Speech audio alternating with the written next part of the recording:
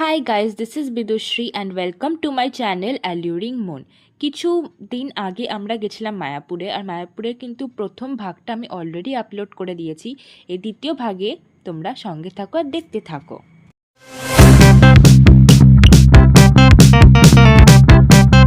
প্রথমেই সকালে উঠে সবার কিন্তু প্রথম যে জিনিসটা মনে পড়ে যে চা খাওয়া।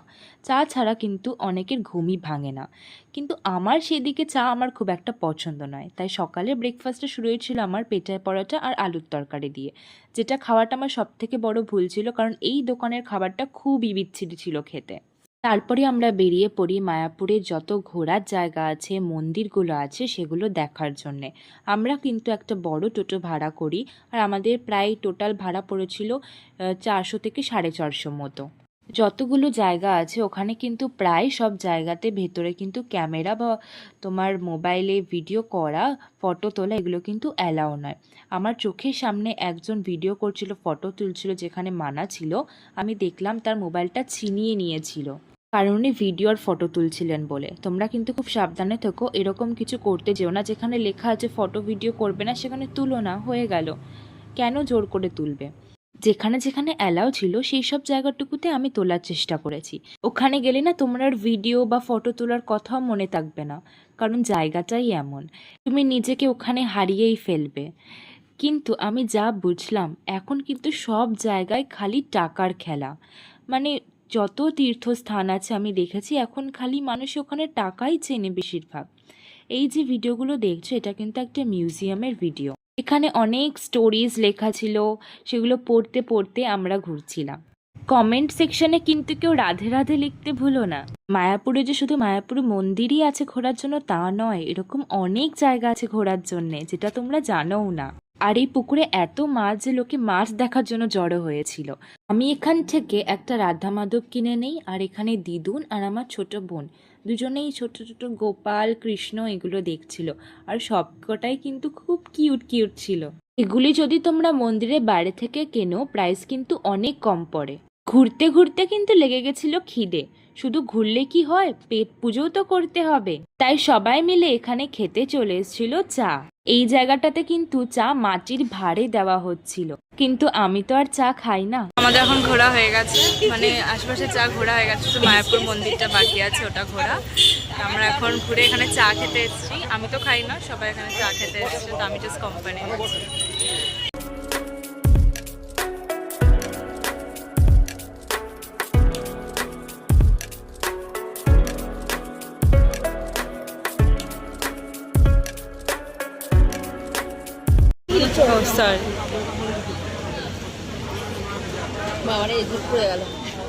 চা তো খাইনি, কিন্তু খিদে পেয়ে গেছিল, তাই একটা চকলেট কেক নিয়ে নিয়েছিলাম, আর সেটা খেতে খেতেই টোটোয় বসে রওনা দিয়েছিলাম। টোটোটা যে এত কাঁপছিল যে আমি ক্লিপে নিতে পারছিলাম না কোনো। তারপর ফিরে আমরা একটা বড় দোকানে যাই খেতে, কারণ সকালের খাবারে পেটও ভরেনি আর মনও ভরেনি। তাই আবারও কিন্তু খেতে চলে এসেছিলাম আর একটা দোকানে। এখন খাবো, প্রচণ্ড খিদে পেয়েছে। সকালে খেয়ে মন ভরেনি, পেটও ভরেনি, তাই এখন আবার খেতে এসেছি, দেখি কেমন করে। বোন এখানে প্রথমে ট্রাই করে ছেঁড়া পরোটা, তার সাথে হচ্ছে তোমার ঘুগনি। প্রথমে পাগলের মতো শুধু শুধু পরোটা খেতে শুরু করেছিল, তারপর আমি ওকে বললাম আরে ঘুগনি দিয়ে খা। তারপর ও পরোটাটা নিয়ে ঘুগনি দিয়ে খেলো, আর ঘুগনি দিয়ে খাওয়ার পরে ও বলে যে ওর নাকি খুব ভালোই লেগেছে। তারপর আমি পুচকে বনুকে বললাম যে তুই একটু খেয়ে দেখ। ও কিন্তু পরোটার সাথে ঘুগনি তার সাথে একটু সয়াবিনে নিয়েছিল। ওরও খেয়ে বলে নাকি ওর নাকি দারুণ লেগেছে, আর একটু থামস আপও দেখিয়ে দেয়, যেটা তোমরা দেখে বুঝতেই পারছো। আমার পরোটা খুব একটা ভালো লাগে না, তাই আমি একটু লুচি তার সাথে ঘুগনি নিয়েছিলাম। আর সকালের খাবারের সাথে যদি তুলনা করি তাহলে বলবো এটা কিন্তু আমার দারুণ লেগেছিল। লুচিগুলোর সাইজ কিন্তু বেশ বড় বড় ছিল। আমার একটু কড়া কড়া ভাজা ভালো লাগে, তাই আমার এইটা বেশ ভালোই লেগেছিল, কারণ আমার লুচিগুলো বেশ কড়া কড়া ছিল। এতক্ষণে আমার পেট আর মন দুটোই ভরেছিল। তারপর আমি ভাবলাম কি একটুখানি লুচি নিয়ে বোনের সয়াবিনটার সাথে গিয়ে টেস্ট করে দেখি। তারপর আর কি একটুখানি ছিঁড়ে সয়াবিন দিয়ে টেস্ট করলাম, দেখলাম যে না, সয়াবিনটাও তো বেশ দারুণ খেতে। আমরা বাইরে থেকে এখন এসেছি, আর দাদা দই কিনে এনেছে 500। তা এখন সবাই দই টেস্ট করব কেমন কি না।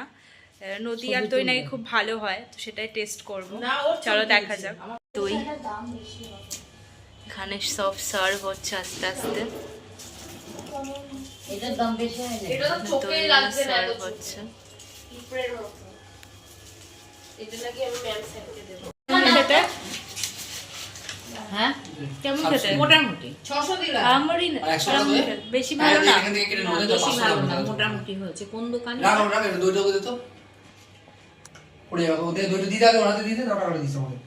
দিদুন টেস্ট করো তো কেমন খেতে। চামচ নে।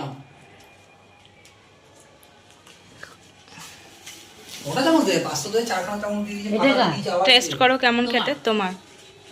আমার অনেক দিস কেন? আরে খাও না, ও এত বাড়তি বকো কেন তুমি? টেস্ট করো, টেস্ট করো। এখানে 100 টাকা আমার দই আর 500 টাকা তোর। ওমা এটা ঢোকা। আজকে হবে না, আজকে সবাই এই তোর কোথায়? আরে নিচ্ছে তো, মা অনেক দিয়েছে ওই। কেমন খেতে বলতে বলছে। বাড়িতেও ম্যাম স্যারের দিকটা একটু বেশি। মোটামুটি কেমন খেতে দিদুন? ভালো। ভালো? আমাদের ওখানকার থেকে একটু ভালো। একটা জিনিস নিয়ে যাচ্ছি, এটাই ম্যাডামরা খুশি হবে, বুঝেছিস? তুই এখনো পাসনি? খাচ্ছিস? কেমন খেতে লাগছে? তুই তো ছোট, তুই তো বড় নইস ওনাদের। এই ছোটটা কিনিস নাকি দই আবার? হ্যাঁ? এই দে কই। ইস শালা, দেখ আনলে দেখিস শালা সব খাবে। এ বাবা, আমি তোমরা খাবো খেয়ে না নাও, খেয়ে নাও, বাবা, আমি খেয়ে নাও। টাকা খরচা করবো, আমি খাবো না, চিন্তা কর। তুই এত ভালো খারাপ শুনে একটা মিক্সড মতামত শুনে আমি ভাবলাম যে না এবার নিজেই টেস্ট করে দেখি। নিজে আমার তো খুব একটা বেশি মিষ্টি দই পছন্দ না, কিন্তু খেয়ে খুব একটা যে খারাপ লেগেছে তাও না, আমারও বেশ মোটামুটিই লেগেছে, খুব আহামরিও নয়। আমিও দই খেয়েছি বাট সেরম নয়। এখন রেডি হয়ে গেছি, লাঞ্চে যাব, লাঞ্চে বেরোবো, টোটো করে যাব সবাই মিলে। দিদুন আলাদা খেয়ে নিয়েছি, খেয়ে নিয়ে এখন হোটেলেই থাকবে। আমরা সবাই বেরোবো, খেতে যাব, লাঞ্চ করতে যাব। সেটা এখানকার অনেক ভালো নামকরা দোকান, কি রানাদার দোকান, জগন্নাথ সামথিং নাম, জগন্নাথের দোকান নাকি জগন্নাথ নাম, বাট ওটা রানাদার দোকান। আমরা রানাদার দোকানে খেতে যাব, ওখানে বিরিয়ানি নাকি খুব ভালো হয়, ভেজ বিরিয়ানি। তো চলো যা যা। মজা করে সবাই মিলে তো গেলাম, তারপর গিয়ে দেখলাম বাবারে বাবা এই কি ভিড় রে, এই তো ভিড় সে তো শেষ হতে হতে তোমার সন্ধে পেরিয়ে যাবে। আর আমাদের যেতেও একটু দেরি হয়েছিল, কারণ আমরা এত কিছু খেয়ে নিয়েছিলাম যে খিদে আর পাচ্ছিল না। ছিলাম কিন্তু এত ভিড় যে লাইন দিয়ে খাওয়াটা মানে কি বলবো, অনেক দেরি হয়ে যেত, প্রচণ্ড ভিড় ছিল। তাই আমরা আবার ফিরে এসেছি, কিন্তু পার্সেল নিয়ে এসেছি, তোমাদেরকে টেস্ট করে জানাবো কেমন কি হয়েছে না হয়েছে। আমরা সবাই ফিরে এসেছি, তোমরা দেখতেই পারবে। এই হচ্ছে সেই ফেমাস বিরিয়ানি। বিরিয়ানিটা কিন্তু এটা কিন্তু হাফ, যেটা দেখছো তোমরা হাফের কোয়ান্টিটি। এটার মধ্যে বেশ ভালোই সয়াবিন দেওয়া ছিল, প্লাস পনিরও ছিল, তার সাথে একটা আলুও ছিল। সত্যি কথা বলতে লোকের যে কী এমন ভালো লাগে আমি বুঝতে পারিনি, কারণ আমার খুব একটা ভালো লাগছিল না। পুরো একটা মনে হচ্ছিল ভেজ পোলাও খাচ্ছি সেরকম টাইপের বিরিয়ানি জিনিসটা মনে হচ্ছিল না। এর থেকে আমাদের কলকাতার আলু বিরিয়ানিও যদি তোমরা খাও, সেটা এর থেকে আরও বেশি টেস্টি খেতে হবে, সত্যি বলছি।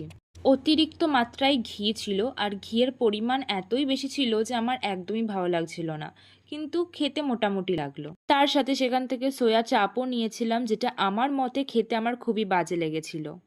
আমরা ফিরলাম কিছুক্ষণ আগে। আমরা বলেছিলাম না মন্দিরে গেছিলাম, তো মন্দিরে গেলাম, গিয়ে মানে আরতি দেখতে গেছিলাম, সন্ধ্যা আরতি।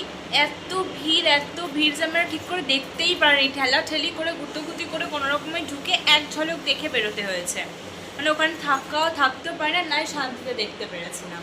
আমাদের মানে খুব খারাপ লেগেছে, কারণ মানে দেখতে এসছি, একটু দাঁড়িয়ে দেখবো যে মানে ভালো করে দেখবো, সেটাও করতে পারলাম না, এতটাই ভিড় ছিল।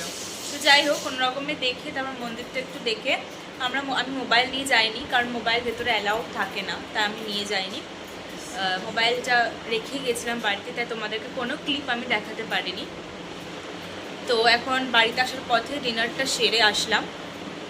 তো ঠিক আছে, তোমাদের সাথে দেখা হচ্ছে আবার নেক্সট ভিডিওতে। ততক্ষণের জন্য প্লিজ টেক কেয়ার, আর চ্যানেলটা সাবস্ক্রাইব করতে ভুলো না। আর তোমাদের যদি ব্লগটা ভালো লেগে থাকে অবশ্যই লাইক করে দিও, কমেন্ট করো, আর নিজেদের প্রিয় মানুষদের সাথে শেয়ার করে দিও। দেখা হচ্ছে তোমাদের সাথে আবার নেক্সট ভিডিওতে। ততক্ষণের জন্য please take care and bye by.